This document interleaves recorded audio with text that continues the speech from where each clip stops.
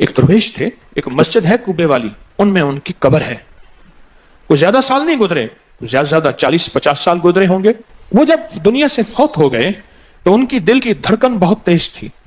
دل زندہ ہے کہ نہیں فوت ہو گیا. ڈاکٹر کو بلایا, اس نے کہا جی جسم سارا فوت ہو گیا ہے. انہوں نے کہا دل نہیں مرا. میں ان کی قبر پہ کبھی کبھار جایا کرتا ہوں, ایک مسجد کے ایک کونے میں ہے. وہ دل زندہ تھا, دھڑک رہا تھا. آخر طے ہوا یہ دل زندہ ہی رہے گا, اس اللہ کی امانت کو لحد میں پہنچا دو. وہ دل زندہ کیوں تھا؟ اس شخص کے, اس درویش کے کچھ معمولات ہیں, میں بتاتا ہوں. وہ کبھی وضو کا پانی ضائع نہیں کرتے تھے, وضو اہتمام سے کرتے تھے, تھوڑے پانی سے وضو کرتے تھے, مسواک استعمال کرتے تھے. وہ ہر وقت بندہ ذکر کرتا تھا, اور کبھی سورت ملک نہ پڑھی ہو اور سوئے ہوں, سورت ملک یاد کی, پھر یاد کی, پھر یاد کی سورت ملک. اور کبھی اور درود پاک کا اہتمام کرتے تھے. لیکن پڑھتے کیسے تھے؟ آج ایک درود پاک پڑھنے کی ادا مجھ سے سیکھ لیں اور مجھے سکھا دیں, ہم سب سیکھنے والے ہیں. رسول اللہ صلی اللہ تعالی علیہ وسلم کا, میرے کملی والے کی اداؤں کا استحضار کرتے ہوئے, میرے حضور کی وفاؤں کا, میرے حضور کے احسانات کا, احسانات ساری کائنات کے جتنے بھی ہیں ان کے احسانات ہیں. میرے حضور کے جو احسانات ہیں ان سے بڑھ کے کوئی احسان نہیں. کسی نے امام زید سے پوچھا, جن کے نام پہ زیدی سادات ہیں, وہ ڈوب کے کچھ پڑھ رہے تھے, بہت ڈوبے ہوئے. کسی نے پوچھا کہ آقا کیا پڑھ رہے تھے؟ فرمایا درود پاک پڑھ رہا تھا. اور پوچھا کہ حضرت یہ ڈوب کے کیا؟ کہا اپنے بڑوں کے احسانات کا استحضار تھا کہ انہوں نے ہم پہ احسان کیا. امام زید کی ادائیں ہیں, استحضار ہو ساری کائنات کے احسانات, لیکن جو احسان میرے کملی والے کا ہے وہ کسی کا ہو نہیں سکتا. جو احسان میرے آقا کا ہے وہ کسی کا ہو نہیں سکتا. احسانات ہوں. اچھا پہلے تصور میں آئیں گے, پہلے زبان پہ, پھر تصور پہ, پھر توجہ پہ, اور پھر ایک وقت ایسا آئے گا, ایسا محسوس ہوگا کہ میرا حضور ہے, ان کے ہاتھ مبارک ہیں, حوض کوثر کا پیالہ ہے, وہ مجھے دے رہے ہیں, میں پی رہا ہوں, اور اس کا ذائقہ میری زندگی میں کبھی جائے گا ہی نہیں. ایسا ہوتا ہے جن کے ساتھ یہ بیتی ہے بات, ایسا ہوتا ہے, اور 100% ہوتا ہے, اور 100% ہوتا ہے. ایسا ہوتا ہے. مشق کرتے کرتے آپ اس مقام تک پہنچ جائیں گے, مشق کرتے کرتے اس مقام تک پہنچ جائیں گے, خود محسوس ہوگا اور جاگتی آنکھوں سے محسوس ہوگا. اور مشق کرنی ہے حضور کے احسانات کو سامنے رکھ کے. ایک تصویر تو درود پاک پڑھ لیا کریں زندگی میں, روز ایک, چاہے زندگی یعنی دن میں کسی وقت بھی, صبح شام پڑھ لیں بہتر ہے, ورنہ ایک تصویر ایسی جس میں حضور کے احسانات ہوں کہ یا رسول اللہ آپ کی برکت سے آج میری پیشانی سجدوں میں ہے.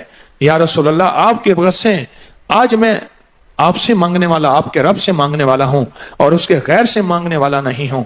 یا رسول اللہ آپ کی برکت سے میں قرآن کا حامل ہوں, سجدوں کا حامل ہوں, نماز کا حامل ہوں, اور آپ کی برکت سے یہ ملا مجھے نیکیاں, یہ عبادتیں, یہ سعادتیں, یہ راحتیں, یہ رحمتیں, یہ برکتیں, یہ خیریں ملی.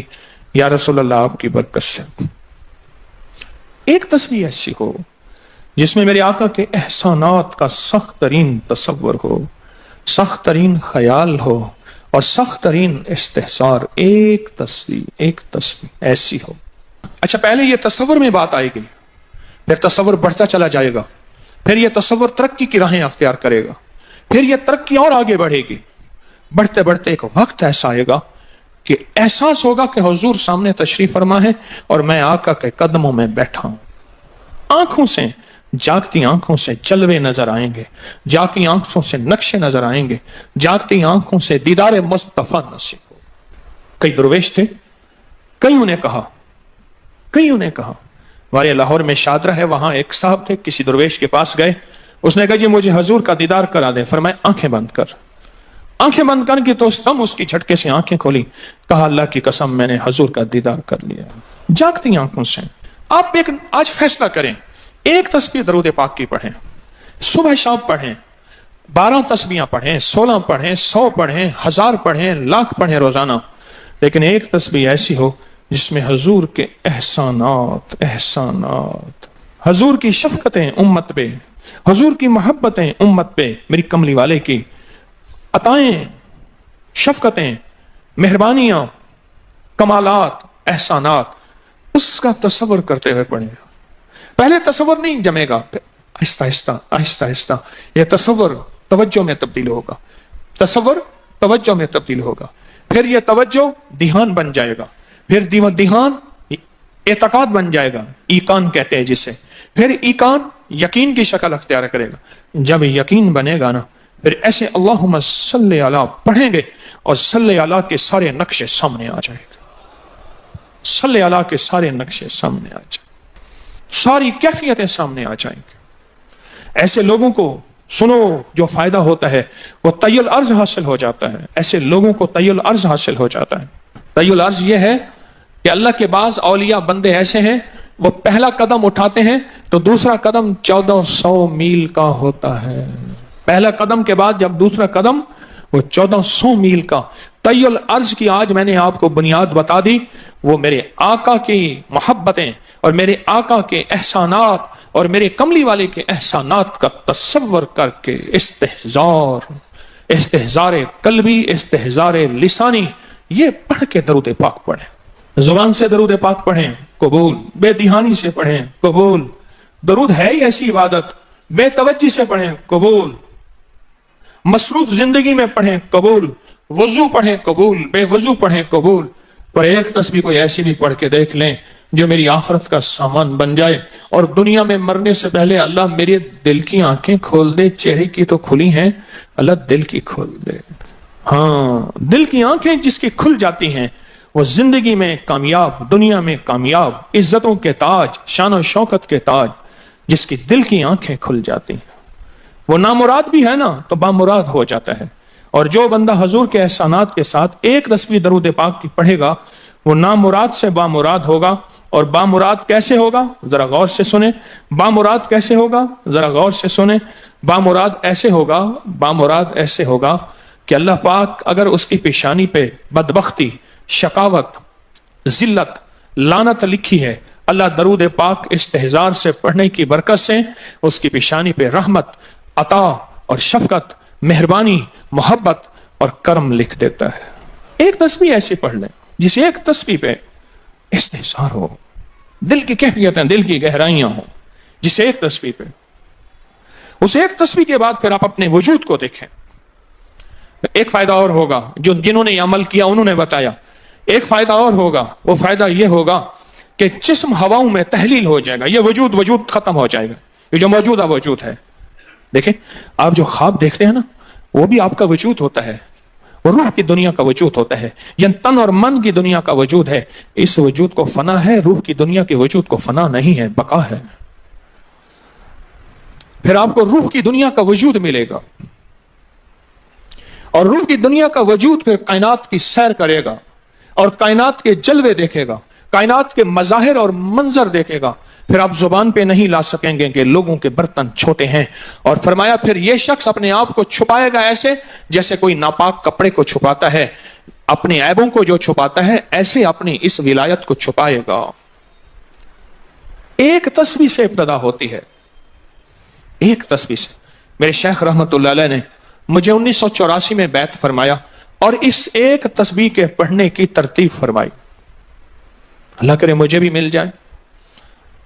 مشق کریں، محنت کریں، ایک تسبیح ایسی مل جائے درود پاک کی جو میرے وجود کے اندر کے سارے نظام کو دھو دے، میرے من کو، میرے تن کو دھو دے، میرے جذبوں کو دھو دے، میری آنکھوں کو، میرے کانوں کو دھو دے، میرے ہاتھ پاؤں کو دھو دے، میری ناپاک تنہائیوں کو دھو دے، اور ایسا دھو دے کہ جب اللہ کے حضور حاضر ہوں جیسے میرا کفن سفید ہو ایسے میرا دل بھی سفید ہو، سیاہ نہ ہو۔ یہ ایک تسبیح میری زندگی میں، ایک تسبیح ایسی ہو، میرے حضور کا احسان کر، آپ کے احسانات، اللہم صلی علی محمد و آل محمد، اللہم صلی علی محمد کما تحب و ترضی لہ، اللہم صلی علی محمد بعدد کل داء و دواء وبارک وسلم۔ کوئی بھی درود، مسنون درود ہے، اسے پڑھیں، ایک تسبیح پڑھیں، پر پڑھیں ایسے۔ اور میں یہ نہیں کہتا کہ صرف ایک ہی پڑھیں، یہ میں ابتدا بتا رہا ہوں، یہ ابتدا بتا رہا ہوں۔ اگر اس ابتدا میں ایک تسبیح ایسی پڑھنی شروع کر دیں، زندگی کمال، حیرت انگیز کمال. ٹینشن کا علاج آخری درجے کا، ذہنی دباؤ تناؤ کا علاج، ہائی بلڈ پریشر کا علاج، لا علاج بیماریوں کا علاج، الجھی ہوئی زندگی کا علاج، ناممکن مسائل کا علاج اور پریشانیوں کا علاج، دکھوں کا علاج، مسئلوں اور مشکلوں کا علاج ایک تسبیح دھیان سے پڑھی ہوئی. پھر ایک تسبیح کریں گے کیا؟ یہ فرشتوں کو ہدیہ کریں کہ میرے آقا کی بارگاہ میں پہنچائیں. نیک زمزم کی روحیں ان کو ہدیہ کریں، میرے آقا کی بارگاہ میں پہنچائیں. اور اللہ کے نیک ولیوں کو، صالحین کو ہدیہ کریں اور نیک جنات کو ہدیہ کریں. ہاں، یہ ایک تسبیح ہدیہ کریں. فرمایا کتابوں میں ہے جتنی بھی نیک روحیں ہیں اس دنیا میں، کائنات میں جہاں بھی وہ بندہ فوت ہوتا ہے، ہر نیک روح، جنتی روح زمزم کے کنویں میں اس کا قیام ہے، اس کا مسکن، اس کا قیام زمزم کے کنویں میں ہے. اور جتنی بھی بدکار روحیں ہیں وہ دنیا میں جہاں بھی مرے، ان کا قیام برہوت ایک کنواں ہے جو یمن میں ہے، اس کنویں میں ان کا قیام ہے. حضرت شیخ الحدیث نے اپنی کتاب میں لکھا رحمت اللہ علیہ نے، فرمایا کہ ایک شخص تھا امانتیں رکھتا تھا، لوگ امانتیں اس کے پاس رکھتے تھے. ایک شخص امانت رکھ کے اس کے پاس سفر میں گیا، عرصے کے بعد آیا تو وہ فوت ہو گیا تھا. بیٹا امانت دینے سے انکاری تھا، پریشان ہوا، مکہ کے درویشوں کے پاس گیا کہ کیا کروں. فرمایا رات کے آخری پہر میں زمزم کے کنویں پہ جا اور آواز دے اس شخص کو جو امانتیں رکھتا تھا، تجھے پہلی آواز میں جواب دے گا اور تجھے بتائے گا کہ تیری امانت کہاں ہے. رات کے آخری پہر میں گیا، سلام کیا، اس شخص کو آواز دی، آواز نہ آئی، پھر آواز دی، جواب نہ آیا، پھر 3 بار، آخر واپس آیا. صبح درویشوں کے پاس پھر گیا، کہنے لگے انا للہ و انا الیہ راجعون. لگتا ایسے ہے کہ وہ زمزم کے کنویں کی روح نہیں ہے، لگتا ہے کسی خطا کی وجہ سے کسی پکڑ میں ہے. جاؤ یمن میں برہوت کے کنویں پہ، وہاں جا کے آواز دو. وہ پھر سفر کرتے ہوئے برہوت کے کنویں میں گیا، رات کے آخری پہر میں آواز دی تو پہلی آواز میں جواب ملا، تیری امانت موجود ہے اور وہ تیری امانت فلاں جگہ پڑی ہے، اس کو کھود کے نکال لے. اور پوچھا آپ یہاں کیسے؟ کہا کہ بس کوئی عمل ایسا ہو گیا تھا جس عمل کی وجہ سے میں اس وقت بدکار روحوں کے ساتھ ہوں. جتنے بھی نیک روحیں ہیں پوری کائنات میں، ازل سے لے کر ابد تک، آخری دم تک، آدم سے لے کر آخری دم تک، جتنی بھی نیک روحیں ہیں وہ ساری نیک روحیں، وہ ساری نیک روحیں زمزم میں رہتی ہیں. جو درود پاک پڑھیں، جو نفلی عبادات پڑھیں، جو تسبیحات پڑھیں، جو ذکر کریں، جو ہدیہ صدقہ کریں، وہ کیا کریں؟ سارے فرشتوں کو پہلے ہدیہ کر دیں، فرشتوں کو ہدیہ کر دیں. ان میں وہ فرشتے بھی موجود ہوں گے جو میرے حضور کے روزے پہ جائیں گے. صبح فجر کے بعد فرشتے جاتے ہیں، فرشتے فجر سے لے کر عصر تک فرشتے درود و سلام میرے حضور کے روزے پہ پڑھتے ہیں. پھر ڈیوٹیاں تبدیل ہوتی ہیں، پھر عصر سے لے کر فجر تک اور فرشتے آتے ہیں. اور یہاں تک روایات میں آتا ہے کہ جو آج فرشتوں کی ذمہ داری لگی ہے، خدمت لگی ہے، پھر وہ قیامت تک ان کی خدمت پھر نہیں آئے گی اور وہ پچھتاتے رہیں گے. اتنے فرشتے اللہ نے بنائے ہیں.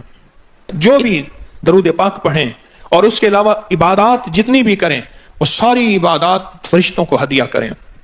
وہ ساری عبادات نیک روحوں کو ہدیہ کریں جو زمزم کے کنویں میں رہتی ہیں، اور ساری عبادات فرشتوں کو، روحوں کو اور جنات کو ہدیہ کریں.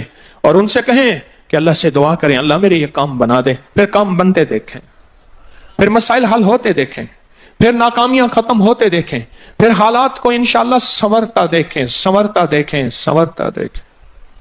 بہت میں نے طاقتور وظیفہ، بہت طاقتور عمل اور بہت طاقتور ایک کنجی اور ایک راز دے دیا. بہت عجب عمل ہے، بہت طاقتور اور بہت حیرت انگیز عمل ہے جو میرا نہیں، صدیوں سے آزمودہ ہے، صدیوں سے آزمودہ ہے. اللہ کے دوست اس کو کرتے چلے آئے ہیں اور اللہ کے دوستوں کا آزمودہ عمل ہے بہت زیادہ، بہت زیادہ.